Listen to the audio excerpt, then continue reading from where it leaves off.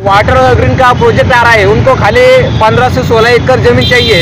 और ये हमारे जहाँ गायरन है, वो गायरन के पहले ही 15 से 16 एकड़ में अवैधरीत्या मुरुम लेके वहाँ से कुछ स्थानिक लोगों के कार्यकर्ता लेके गए।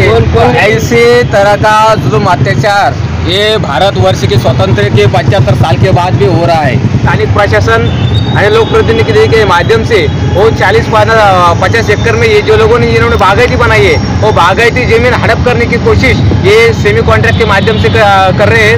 17 एकड़ मुरुम वहाँ से उत्खनन हुआ है, उस 17 एकड़ में भी ये प्रोजेक्ट बना सकते हैं। लेकिन वो 17 एकड़ छोड़ के हमने जहाँ बागायती बनाई है, वहाँ जहाँ हमारे घर है, हमारी झोपड़ी है, वो झोपड़ी उखाड़ के वो हमारा सुखी परिवार उद्ध्वस्त करके वो वहाँ प्रोजेक्ट लाना चाहते हैं। मैं साजिद खान आपके सामने, जब अभी हम मौजूद है तारीखी शहर औरंगाबाद में, तो गंगापुर से आए हुए हैं, उपोषण पे बैठे हुए हैं। आइए देखते हैं उनकी क्या मांगे हैं, क्योंकि ये कुछ ज़मीन का कुछ प्रकरण है।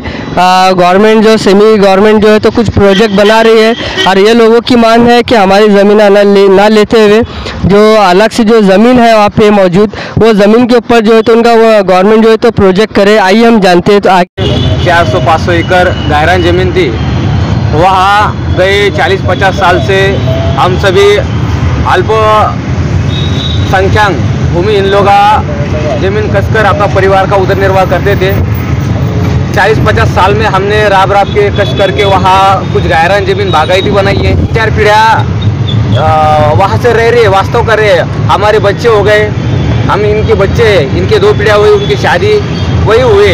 लेकिन अचानक स्थानिक प्रशासन और लोक प्रतिनिधि के माध्यम से वो 40-50 एकड़ में ये जो लोगों ने जिन्होंने बागायती बनाई है, वो बागायती जमीन हड़प करने की कोशिश ये सेमी कॉन्ट्रैक्ट के माध्यम से कर रहे हैं। हमारी ये मांग है कि कलेक्टर साहब ने हमारी ये मांग सुने कि ये जो हमारे 11-12 लोग हैं, हम अल्पसंख्यक लोग हैं, भूमिहीन लोग हैं, और मागासवर्गीय होने के कारण यहाँ की दड़पशाही के यंत्रणा के माध्यम से हमारे यहाँ बहुत ही अन्याय अत्याचार हो रहा है।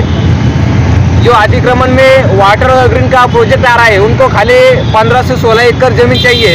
और ये हमारे जहाँ गायरन है, वो गायरन के पहले ही 15 से 16 एकड़ में अवैधरीत्या मुरुम लेके वहाँ से कुछ स्थानिक लोगों के कार्यकर्ता लेके गए। कौन लेके आ रहा हो? वही स्थानिक प्रशासन आमदार के लोग है, ऐसा हमारे आमदार कौन सा प्रशासन बम जी के लोग है, ऐसे हमारे लोगों का कहना है। वहाँ जो 17 एकड़ मुरुम वहाँ से उत्खनन हुआ है, उस 17 एकड़ में भी ये प्रोजेक्ट बना सकते हैं। लेकिन वो 17 एकड़ छोड़ के हमने जहाँ बागायती बनाई है, वहाँ जहाँ हमारे घर है, हमारी झोपड़ी है, वो झोपड़ी उखाड़ के वो हमारा सुखी परिवार उद्ध्वस्त करके वो वहाँ प्रोजेक्ट लाना चाहते हैं। हमें खुशी है कि वहाँ प्रोजेक्ट बनता है, गंगापुर तालुका का विकास होता है, तो हमें खुशी है। लेकिन उस खुशी करने के लिए हमारे परिवार के और हमारे पेट पे लात मार के वो खुशी आप हासिल करके आपको सुकून मिलने वाला नहीं है। इसलिए वो प्रोजेक्ट के लिए हम ज़मीन देने के लिए तैयार है, लेकिन हमको पर्यायी ज़मीन भी आपने देनी चाहिए।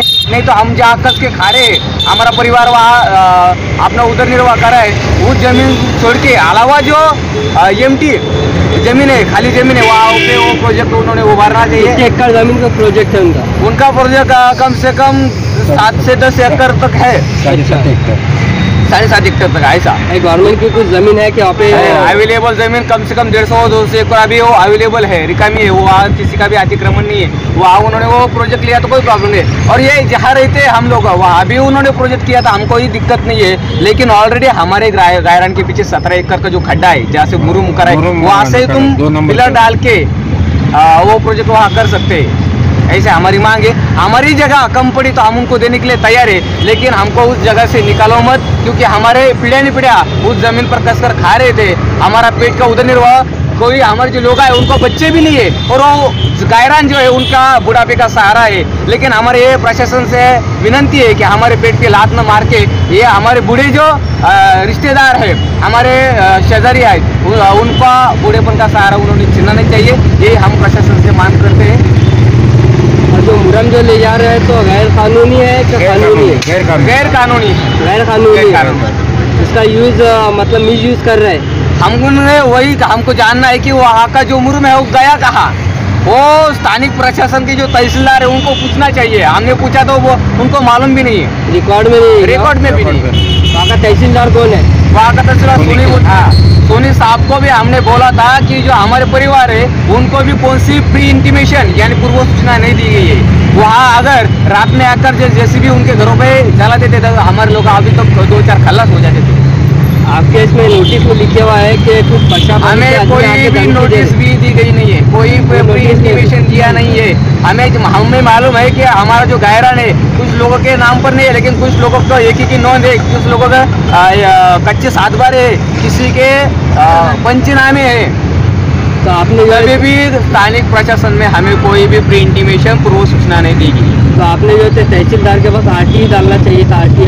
आरटीआई डालने से पहले ही उन्होंने हमारे घर के सामने बुलडोजर लाके खड़ा कर दिया है। तो 5 दिन से वहाँ बुलडोजर का काम अभी भी चालू है। अभी रनिंग चालू है। आप देख सकते हैं हमारा घर गिरा हुआ है, वहाँ जेसीबी से दिखाओ। अच्छा, ये देखो ऐसे तरह का जुल्म अत्याचार ये भारतवर्ष के स्वतंत्र के 75 साल के बाद भी हो रहा है। तो अभी करान में जो है तो अभी अतिक्रमण चालू है यहाँ पे और जेसीबी खड़ी हुई है। हाँ, जेसीबी चालू है और उनका जो प्रोजेक्ट है उनके लिए जमीन अक्वायर करना उनका चालू है।